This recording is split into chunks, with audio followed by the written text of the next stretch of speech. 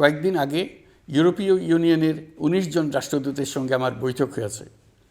এই প্রথমবারের মতো ইউরোপিয়ান ইউনিয়নের প্রায় সকল দেশের রাষ্ট্রদূতগণ একসঙ্গে ঢাকায় এসে সরকারের সঙ্গে বৈঠক করলেন। এই দেশগুলোর বেশিরভাগ দূতাবাস দিল্লিতে। তারা অনেকেই আগে কোনো দিন ঢাকায় আসেনও নি। এটি একটি ঐতিহাসিক ঘটনা। একত্রে ঢাকায় আসলেন শুধু এই বার্তা দেওয়ার জন্য যে ইউরোপীয় ইউনিয়ন বাংলাদেশকে সর্বোচ্চ সমর্থন ও সহযোগিতা দেওয়ার জন্য প্রস্তুত।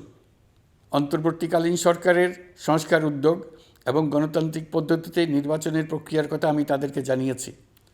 সেটিতে তারা পূর্ণ সমর্থন জানিয়েছেন এবং সরকারকে সর্বোচ্চ সহযোগিতা করবেন বলে জানিয়েছেন।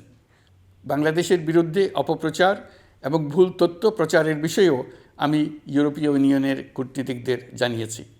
ইউরোপীয় দেশগুলোর মধ্যে যাদের ভিসা অফিস নয়াদিল্লিতে আছে তাদেরকে ঢাকা বা অন্য কোনো প্রতিবেশী দেশে ভিসা অফিস নিয়ে আসার জন্য আমি অনুরোধ করেছি। আমি বলেছি, ইউরোপীয় দেশগুলোর বিশ্ববিদ্যালয়ে ভর্তির জন্য অনেক বাংলাদেশি শিক্ষার্থীর ভিসা পেতে সমস্যা হয়।